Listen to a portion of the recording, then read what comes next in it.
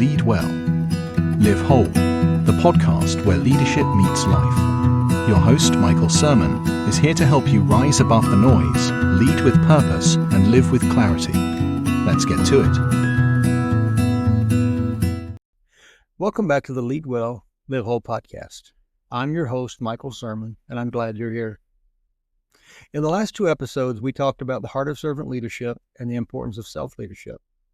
But today we're going to tackle a topic that is something every leader faces, and that's storms. Life has a way of testing your leadership through difficulty, whether it's a crisis at work, health challenge, or a season of personal doubt. How you lead through a storm reveals the depth of your leadership character. So the first thing that we talk about or need to talk about when we talk about storms is they are inevitable. It doesn't matter how good of a leader you are, how bad of a leader you are, how prepared you are, how unprepared you are, storms are going to happen. You're going to face an uncertainty, there's going to be adversity, there's going to be failure, and you will experience losses. I remember as a young man, I was probably in my early 30s, I had ran for the mayor of our community several times. I'd failed, and I finally won. And I remember the day after the election, and I met with the incumbent mayor, and we're talking, and he said, "Well, son, I hope that you fight as hard in office as you did to get the office." And I calmly assured him that I was ready, and he laughed and said, "You're never ready." Well, I was young, so I was confident, right, in my abilities and my skill set, and I knew that we had a really good team within the city itself. The people that worked at the city and the commissioners, they were all pretty solid. But what I wasn't prepared for was the onslaught of crises that was going to hit. Within the first couple of years, we had to deal with some issues with leadership in the police department, which required removing and replacing the police chief. We had to remove and replace a municipal judge. The evidence room in the police department caught fire, burned down the city hall and the fire department, which had been in place since 1917, which also destroyed the fire department. The city was hit with massive fuel surcharges, where we would buy our electricity wholesalely, and then we'd redistribute it, which was the major means of revenue generation for the city. And all of these things, one right after another. And then we had some elections happen. We had a city commission that had a different direction than I had. And remember, I'm in my early 30s. I think I was 33 when I won the election. So by the time I was 35, all of this stuff had happened. All this stuff had hit. So we made the best decisions we could. With confidence, entered into the unknown. And again, during the crises, we had a lot of solid people within the organization that really helped gather around, and we made decisions, and we kept things going, took care of our community, kept our community calm, and I learned a lot during that time frame. I learned a lot about what not to do from my own perspective. But I remember I was having an interview with a local newspaper. And the reporter, we were talking, and their focus really was about my age more than anything. And she said, "Well," or asked, "out of all the decisions I'd made, which did I regret the most?" And I remember saying, "I did not regret a single decision that I'd made." And she started laughing. She said, "Really?" I said, "No, I don't, because I made the best decision I could with the information that I had." And she said, "Well, so everything turned out the way you wanted?" And I said, "Absolutely not. Most things did not turn out the way I had anticipated they would.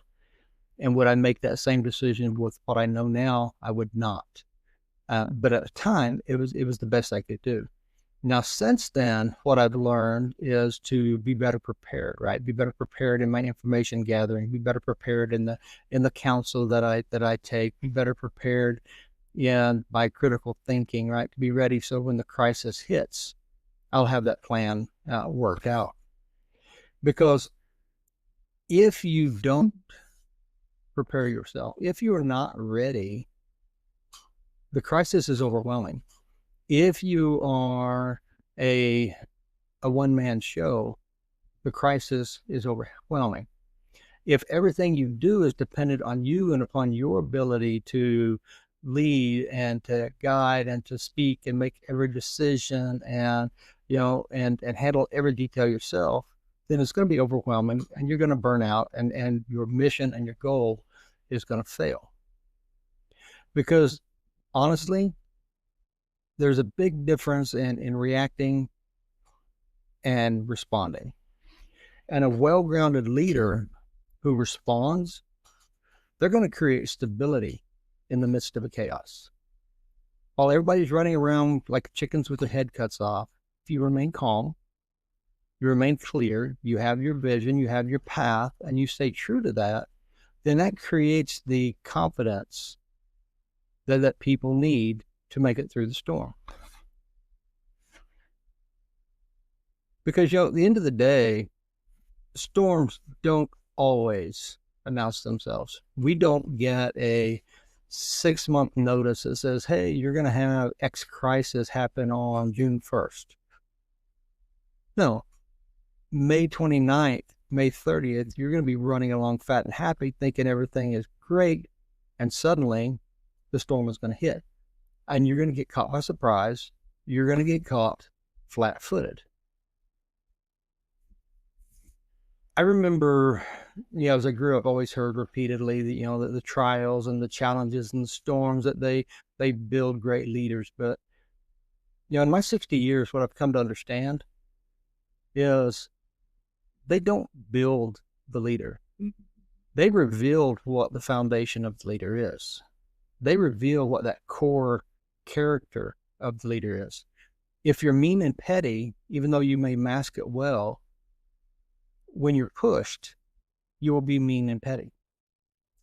If you're generous and giving, even though sometimes you're forced to not be, when you're pressed and pressured, you'll revert back to your natural form, which is generous and giving.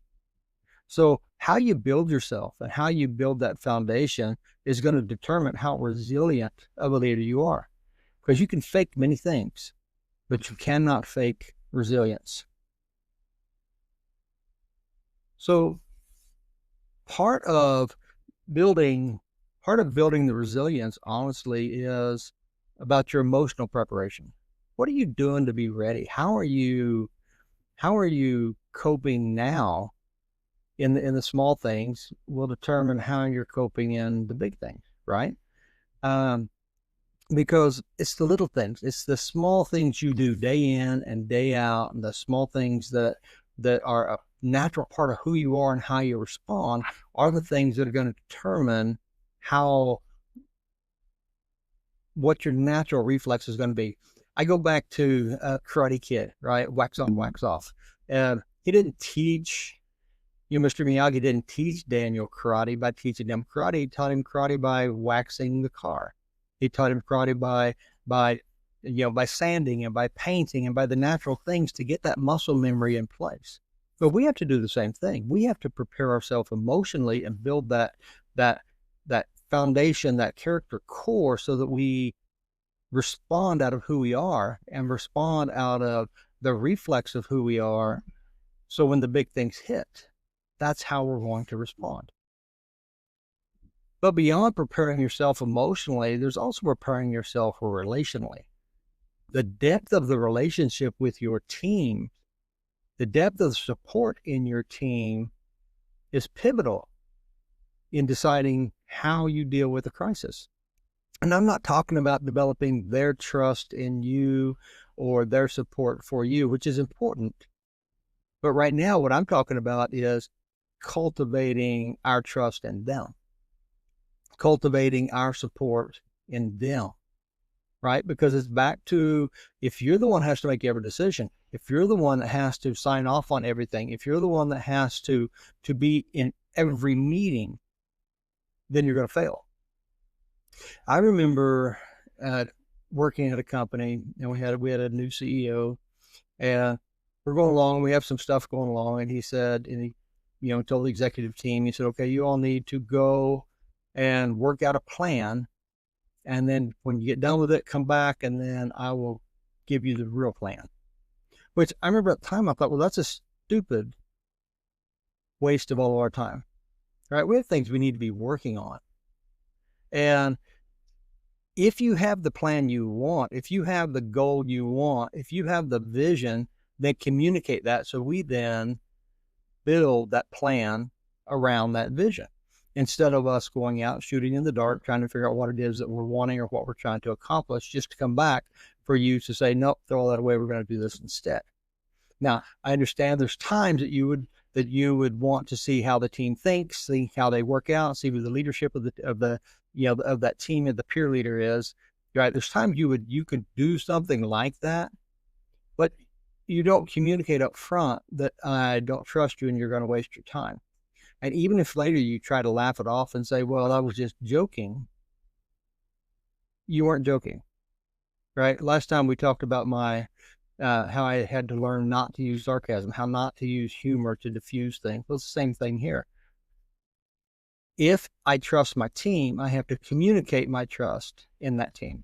I have to walk my trust in that team. I have to live my trust in that team, because I want them to have that in me. I want the team to trust that when I make a decision in the middle of a crisis, that decision is a decision that's in the best interest of us all, in the best interest of the mission and of the journey, and not in the best interest of me alone, right? And they have to know that I trust them enough to take care of their part of plan. Because again, if I don't get that, I'm not going to get their discretionary action, right? I'll get the bare minimum it takes for them to get through, and it's going to be a job for them. And I need it to be more than a job for them. You need it to be more than a job for your team. You need to be what you're dealing with to be much bigger than whatever that crisis is, much bigger than whatever that task is, right? Because that's the next thing, the spiritual anchoring, right? How you ground yourself and what you ground yourself in can and will always determine the amount of effort, the amount of energy, the amount of above and beyond that you will go through to get something done, right? Because if you're not grounded in a purpose and a faith bigger than our circumstances, then those circumstances are going to overwhelm you. They're going to overwhelm us. I always go back to, in the Bible, we talk about David and Goliath, and David walking out onto the field of battle. All of the soldiers who were hiding around David, all they were seeing was a giant out on the field. They saw the circumstance of the giant. David walks out on that battlefield, and he didn't see the giant. What he saw was how big his God was. And when he spoke to the circumstance, he spoke to the circumstance from the perspective of how big his purpose was, how big the power source was, who he was grounded in, and how he was grounded in. So whatever your foundation is, whether it's a faith-type foundation or whatever it may be, it's got to be bigger and bolder and more audacious and stronger and powerful than you and the circumstances and even the business that you're dealing with. Because when the crap hits, because the crap is going to hit, you're going to go back to your foundation. You're going to go back to your power source. You're going to go back to that thing that sustains you, that keeps you guided and that keeps you aimed in the right direction. When you cast your vision, is your vision to the storm or is your vision beyond the storm? It's got to be beyond the storm, right? The storm is a blip in the midst of the journey of your organization. The storm is just a data point in the growth cycle of your team. So your vision and your goals and your purpose and your communications and everything about it has to be beyond that crisis, beyond that storm, beyond that circumstance, to that to that bigger purpose and that bigger point and that bigger goal and mission that you're aiming at. Because when you do, then that will allow you to communicate it with hope. That will allow you to deal with the chaos and the winds and the rain and the storms and the lightning and the thunder and the noise and the bad press and the quality issues and the moral failures and all of that in a very calculated, responsive manner, and not an emotional knee-jerk reaction, which is probably going to be based off of fear, which is a natural emotion, but it is the weakest emotion to make a decision off of. It will force you to do things that are stupid. It will force you to do things to destroy your path, because it's going to settle some short-term impetus, but it's not going to deal with that long-term success of reaching your mission. Keep this in mind. Leaders, people, everyone, you, me, all of us, we don't rise to the occasion. When the challenge comes, we do not rise to the occasion. What we do is we fall to the level of our preparation. It's those small things we practice all day, every day, that we revert back to. So if we lie, cheat, steal, manipulate, all of that on a normal everyday basis, if that's our leadership style, then that's what you're going to fall back to. And when you fall back to that, your team is going to desert you. You're going to fail. If you want to lead well, if you want to rise above and lead like your team and like your mission and your organization and your board and your family and yourself need, then you have to set your goal on something higher. You have to set your goal on something bigger, something bolder, something that is less you grounded. So with that in mind, think about it. What anchors you when everything around you feels unsteady? And that's really a question only you can answer. Right? I know what anchors me. And I know the accountability I hold myself to. But what anchors you? What do you fall back to? What will you base every decision off of? What will you not violate or sacrifice no matter what? And if all of that really is about you, then you've already failed. But that doesn't mean it's too late to sit back, strip down to bare bones, and get your core and your foundation set in place. Because everybody around you, your team, they're looking to you. Whether they report to you, whether they're your stakeholders in your organization, stakeholders in your community, whether it's the families of the people running the machines in your shop. They're all relying on you. And what they need is steady leadership. They need to be able to trust you. They need to know that when the storm is hitting, that you have it under control. That means you have to be very transparent, but not panicked.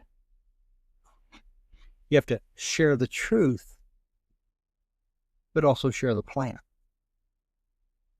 Right? And that's hard to do sometimes, especially when we don't feel like we know completely what the plan is. But we do have to speak out and we have to say something. And that's okay, because you can also speak to that. There's ways to address that this is where we are. This is what we know right now. We're still investigating, and we plan to have a plan by X date. It's okay to do that, right?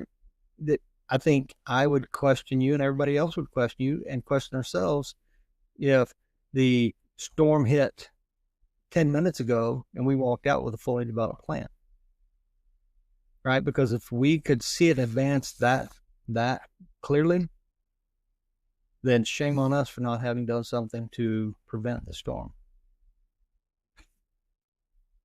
The next thing really is about being present. That means being calm. That means creating an atmosphere of psychological safety. Being that person that Well, that bedrock that the organization will now look back to. Look back at every major crisis, right? Whether it's a political crisis or a organizational crisis, and look back and see how those leaders, the ones that we say are great leaders, and we really admire, how did they handle it? The calm that they approached it with, and whether you knew everything that was going on or not, you had trust that they had it under control. Now later you go back and you've learned some stuff that you probably wish you never learned, but in that moment, you knew that they had it, and you knew everything was going to be okay. But when you're communicating, you've got to be hopeful. Your vision, as I said earlier, has to be beyond the storm. It has to be about something that is where we are going to not just end up from the storm, but how this is going to help us be stronger to reach that mission down the road. And it sounds weird, but it's 100% true. When you're running a race, you're not racing to the finish line. You're racing beyond the finish line. When you're swinging a bat at a pitched ball, you're not swinging to the ball. You're swinging through the ball. When you are swinging a golf club, you're swinging through the ball. The ball just happened to be in the way of your swing. But you know what? The storm, the crisis, this circumstance is just in the way of your swing. It's just in the way of where you're going. It's not going to derail you. It's not going to stop you. So you're going to be very clear, and you're going to be very calm, and you're going to cast your vision for well beyond the circumstance. Keep in mind that leadership through storms isn't about having all the answers. It's about bringing courage, consistency, and compassion when everyone around you feels lost. And if you can do that, then you'll be the leader that you want to be. You'll be the leader you deserve to be. You'll be the leader that your team and your organization deserves you to be. So with that, thank you for joining me for episode 3 of the Lead Well, Live Whole. And remember, storms don't last forever, but the strength that you build and exhibit while walking through them will. So if this message helped you, share it with someone who's in a storm right now, and encourage them to subscribe for more weekly encouragement, and we'll just keep growing together. In the meantime, I do have 2 books out on Amazon. I have the Eagle Leadership, which was a teaching foundation I did for LinkedIn, and then I also have the Lead Well, Live Whole book that is really the foundational principle of my personal leadership style and what I believe we all are ascribing to or aspiring to. So until next time, lead well, live whole. And remember, you're built to serve and made to thrive. Thank you. Thanks for joining us on Lead Well, Live Whole. If this added value to your journey, share it with a friend and subscribe. Until next time, lead those you serve well and live your life whole.